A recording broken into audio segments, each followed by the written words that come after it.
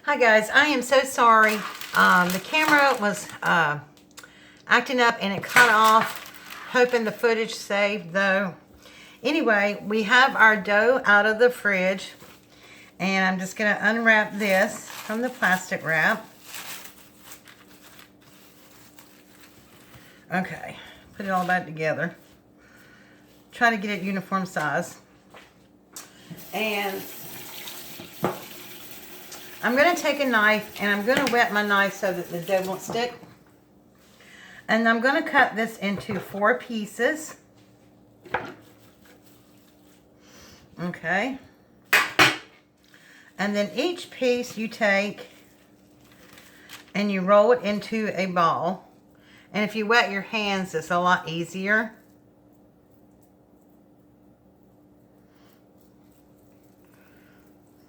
I'm going to set this on parchment paper.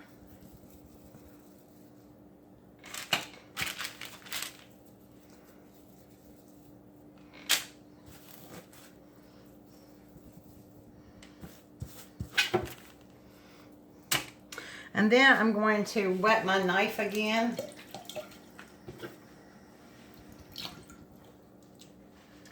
And I'm going to take each ball and I'm going to cut that in half.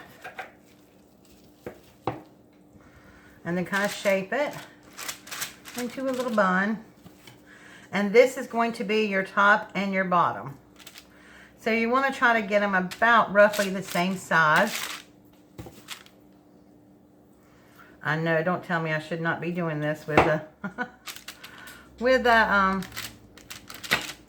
knife blade in my hand, but you know, it'll be all right.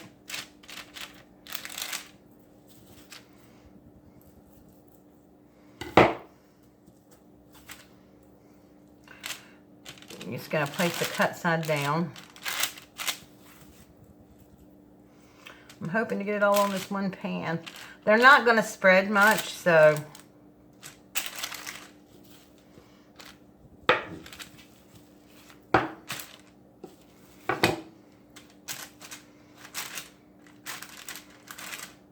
it is sticky.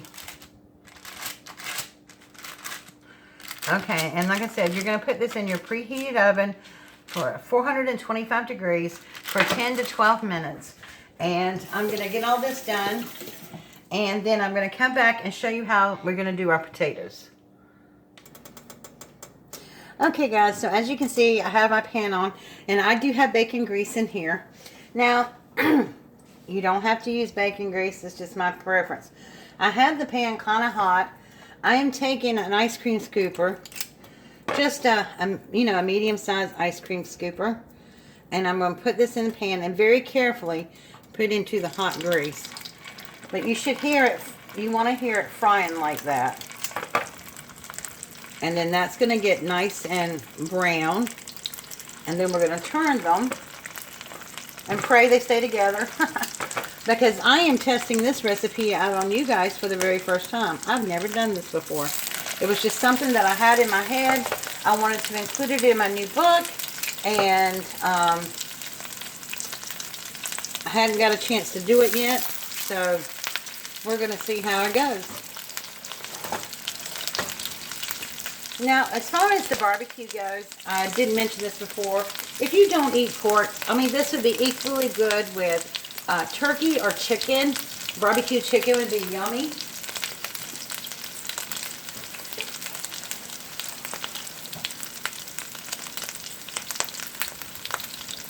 So we're just going to keep an eye on these until they get nice and brown. But the thing is to have enough oil in your pan, and you want the pan to be nice and hot. I remember making potato pancakes, you know, if you're Jewish, they're latkes. But I remember making potato pancakes as a child with my grandmother and stuff, and oh, she always fried them in bacon grease, so that's why I thought about that. And they were always so good. I used to pray we would have leftover mashed potatoes so that we could make potato pancakes the next day. Really yummy. And it's going to let you know when it's time to turn. So instead of watching all these, I'll be back when we turn them. Okay guys, I got them turned. You do have to be careful for the splashing grease. The one thing I noticed is the middle didn't get quite brown on these, but I couldn't let them cook anymore. So I'm just going to let the rest of them cook. But anyway, that's how I put them in the pan and fry them. So I'm going to fry the rest of them up and I'll be back. Okay, they're all done. Now I just got to wait on my buns to cook. Okay, so here are my bread. And I will say it would probably be better if I had a little bit bigger pan, but they didn't really spread that much. Yeah, they're spread a little bit into each other, but you know, I'm okay with that. Because I'm just going to take the spatula and separate them and load them up with barbecue. So let's build a plate. And they come off so easy. Take this one. Okay. That looks about the same size, top and bottom. I'm going to move these out of the way. And I am going to have these for lunch tomorrow as well. Maybe even a second sandwich. By the way, one whole bun piece is only 2 net carbs.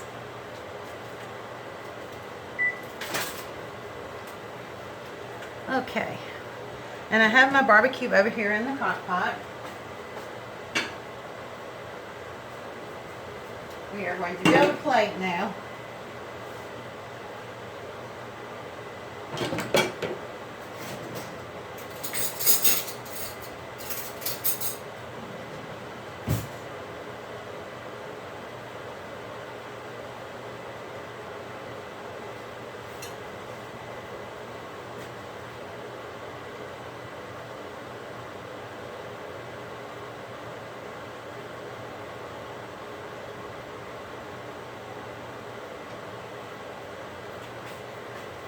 Okay, here's what it looks like.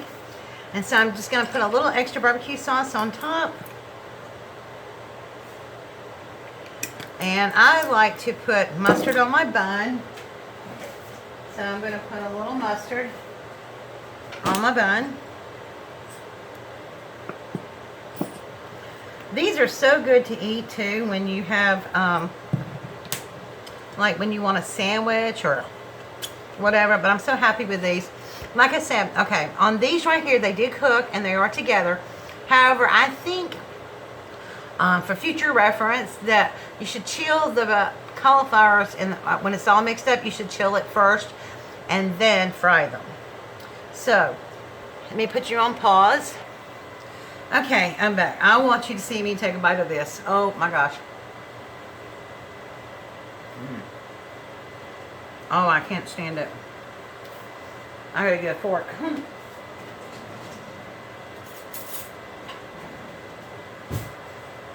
That is so good.